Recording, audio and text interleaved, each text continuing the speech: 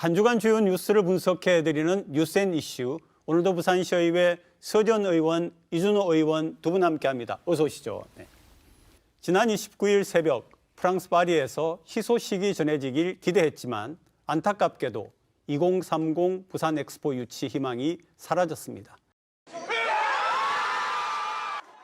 프랑스 국제박람회기구 총회에서 부산이 사우디아라비아 리야드에 큰 표차로 지며 2030년 세계박람회 유치에 실패했습니다. 부산은 29표에 그쳤고 사우디 리야드 119표, 이탈리아 로마가 17표를 얻었습니다. 투표를 한 회원국 165개 나라 중 사우디가 3분의 2 이상을 득표해 1차 투표 만에 엑스포 유치권을 따냈습니다. 결선 투표에서 사우디를 역전하겠다는 전략은 5일머니에 눌려 꺼내보지도 못했습니다. 국민 여러분, 그동안에 지원해 주신 것에 대해서 성원에 충분히 응답하지 못해서 대단히 죄송합니다. 투표 전날까지 회원국 교섭에 나섰지만 엑스포에 최대 10조 원을 쓰고 저개발국에 천문학적인 돈을 지원하겠다는 사우디 물량 공세를 당해내기에는 역부족이었습니다. 저희가 서면 지지를 받은 나라 표보다도 지금 나오지 않은 것은 좀 충격적인 일입니다. 하지만 이 과정에서 대한민국은 원팀으로 정말 열심히 뛰었고 프랑스 현지까지 찾아온 부산 응원단도 새벽까지 부산에서 응원전을 펼친 시민들도 아쉬움을 감추진 못했습니다.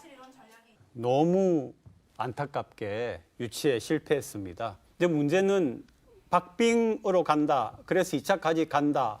이런 이제 전망 그리고 희망을 이야기했는데 결과는 참패죠. 어떻게 보셨습니까? 우선 총평을 하자면 그 유치 과정에 대해서 좀 보겠습니다. 요란스러웠고 부실했습니다.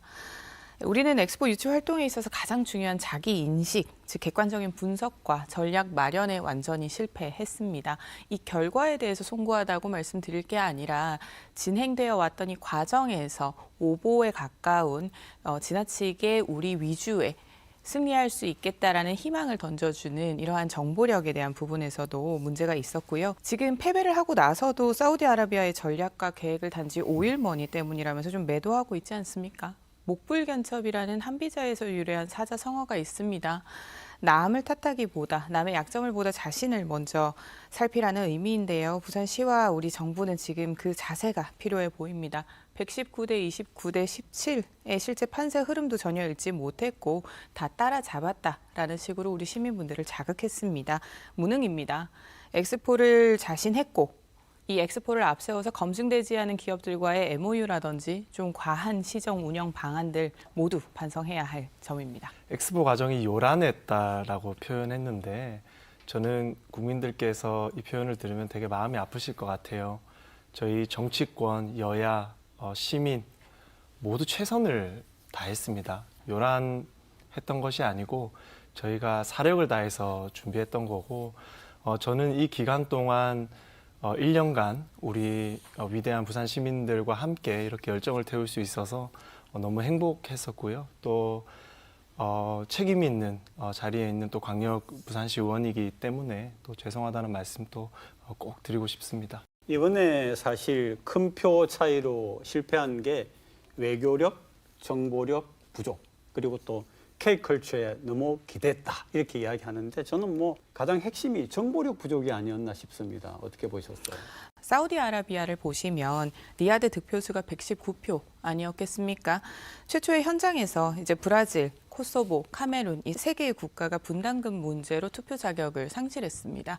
만약에 이 국가들이 같이 했다면 122표 정확했습니다. 사우디아라비아의 예측이 굉장히 정확했다라는 것이 나오고요. 5차 PT에서는 사우디아라비아가 본인들이 130개국의 지지를 받았다라고 발표를 하며 시작을 했었습니다. 네. 실제 회원국이 182개국인데 거기에서 165개 국가만이 투표를 했습니다. 다른 회원국까지 했었다고 하면 100%에 가까운 적중률을 가지고 있었다라는 것입니다. 우리 부산에 유치를 하기 위한 이 국가의 방향은 안일하지 않았나. 그저 서면 질의에 대한 부분에 의존을 하고 충분한 계획과 비전 없이 컨텐츠에만 기댄 게 원흉이 아닌가라는 안타까움이 듭니다. 네, 제가 또 반박을 좀 해드리면은 정부가 사우디를 오일머니라고 비하한다라고 표현하셨는데 사우디를 비하하지 않았습니다. 오일머니라는 것은 사우디가 그만큼 산유국으로서 국제적인 지위와 부를 유지하고 있는 것에 대한 인정이죠. 그리고 네. 사우디는 그것을 잘 활용했다는 것이고요. 비하를 하고 있다라는 표현은 정말 갈등을 부추기는 표현이기 때문에 적합하지가 않고요.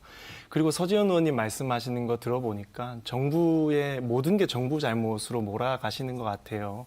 근데 과정을 잘 살펴보면 엑스포 특위위원장은 민주당 의원이셨습니다. 네. 그리고 국회의원부터 기초의원까지도 다 같이 세금으로 해외에 출장 나가서 엑스포 유치를 위해서 최선을 다했어요. 같이 노력해놓고 돌연 이렇게 자세를 바꾸어서 정부에게 또 화살을 빗대는 것은 저는 민주당이 앞에서는 엑스포 유치를 외쳐놓고 속으로는 혹시 엑스포 안 되길 바랬었나?